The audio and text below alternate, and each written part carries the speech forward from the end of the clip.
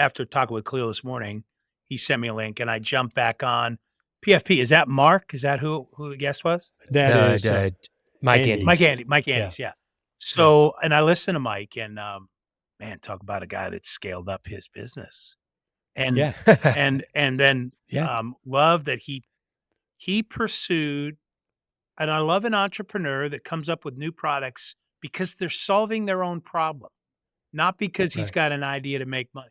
He's solving his own problem, which he knew he could bring that fat pig to market, and he did. But so it was, and he found me wondering, would that work in my industry? Should I be looking at the Copilot? Right, is the name of his. I think was the name of his. It's called Pay for Performance, P4P. Well, he's got some kind of software. Well, he does have a CRM called Copilot, and I think they actually just just changed their name. But the main one that we're talking about is Pay for Performance, where essentially you assign the fixed cost for the job. Right. And this, to give a better example, he's a landscaper, and they mow lawns. They do a variety of other services for the lawn. And he tells the guys, hey, for this job, you get $50 each. Whether you finish it in 15 minutes or you finish it in 2 hours, you're getting $50. And they finish it in 15 minutes. And what that does is it allows them to have a higher hourly rate than what they would have, and it's versus all on them. Just a basic hourly rate.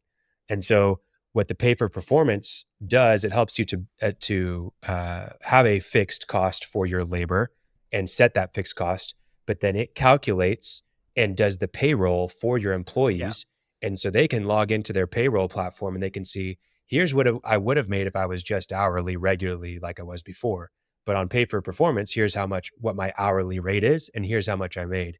And almost every employee that they have makes at least 60% more because of the Pay for Performance model, because they don't sit there on their phone in between jobs, and they don't, take their time getting to the job site and going to the gas station. They're ready to go because they see it as I'm getting this dollar amount. Now, and there's quality control measures. I was going to say, he addressed that there's some quality assurance benchmarks that he has in there built in to make sure that this isn't just a churn and burn. Hey, Chris, one thing we're talking about here is, I get it. At one time the patent office was going to shut down because nothing else could be invented. That's the truth in the United States, right? Because everything that's possible could be invented. So you look at things and go, well, how can I possibly get better aligned? Look at what this is, what this Pay for Performance is. You are aligning your helpers, your team's interests with yours perfectly. Yes. They are motivated by the same thing, not because you told them to or asked them to or anything else. If they work more efficiently, they make more money. What do you want them to do? I want them to work more efficiently so I can make more money. And one thing, I don't know that we made it clear, is they get either their normal pay rate or Pay for Performance, because you have whichever's to pay. Higher. Yeah, whichever's higher. You can't go out there and not pay guys overtime. But they quickly learn that, hey, working half the time and making twice the money is a lot better. And I've got another business that did this on their own, just grabbed the idea. In the last 2 years, the first 2 years of a 10-year business, that they've ever made money. Has that they've actually made money. Has Mike talked at all about the impact that's had on the quality of talent he's able to recruit and attract, I would imagine? Yeah. And who polices that talent, Khalil? The workers. The other guys. This guy's slowing me down. I can't hit my rate. Guys on the crew, right? Yeah, exactly. Yeah, you've got the perfect incentives in that model, and that's how it should be, right? It's almost like they're running their own business per se. Oh, this is the price of the job. If I complete it, okay, I complete it. Yeah. Right. So I'm going to do it as fast as possible. I think another thing that I want you to talk about, Martin, because I want to go back to the cash conversation, and it's one that we were talking about, Chris. Like, yeah, I made money, but where is it? And that's I know we've talked about the book. I want to give a very clear indication of the book, The Profit Problem. Yes. They say I make money, so why don't I have any? By Martin Holland. We'll link to that in the show notes for listeners. For sure. But Martin, if I don't have money, if I don't have cash, what happened to it? Okay, there are 4 reasons. If you make a profit, but you don't, look, the question is, I had $100,000 at the beginning of the year. I made $100,000 in profit this year, but I only got $50,000 in the bank. What the hell? Right? That's what you're trying to figure out. Right. Yeah. So if you made a profit, but you don't have cash, there are only 4 reasons. Number 1, you haven't been paid yet. In other words, it's accounts receivable. Sales contribute to profit, but you haven't received the money yet. So that's one reason. Okay. Second reason is you used the money, you used your profit to retire debt, to pay off debt. Okay.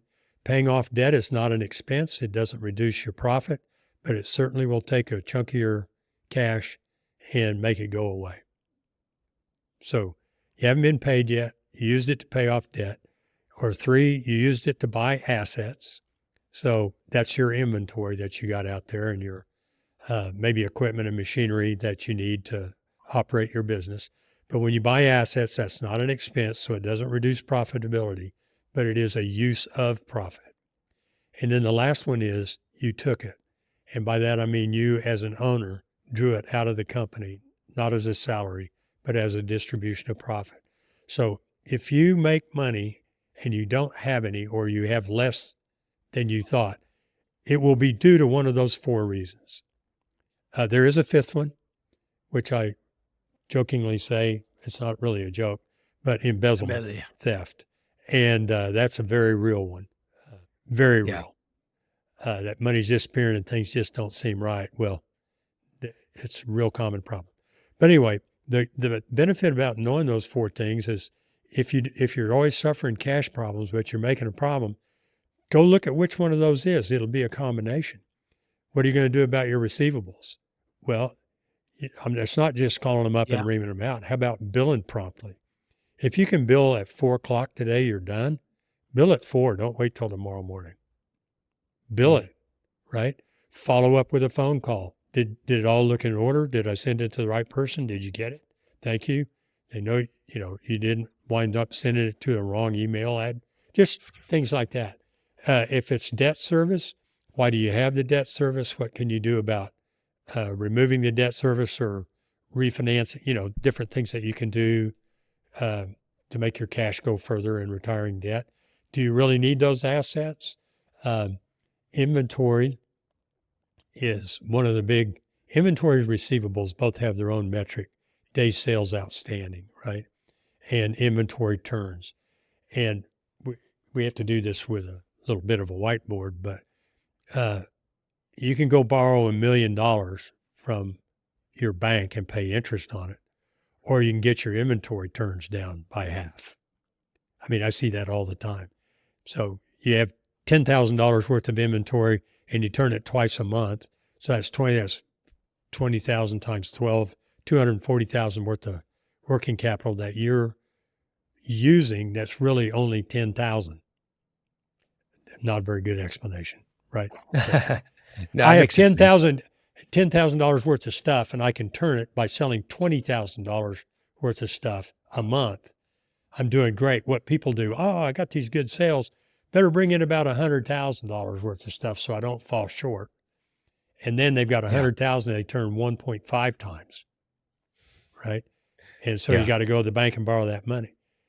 So maybe we're getting a little deep out there. No, it makes sense. No, and actually in the trade show exhibit, so not just for me, but a lot of the exhibit dealers, which they build, the slang term is rental exhibits.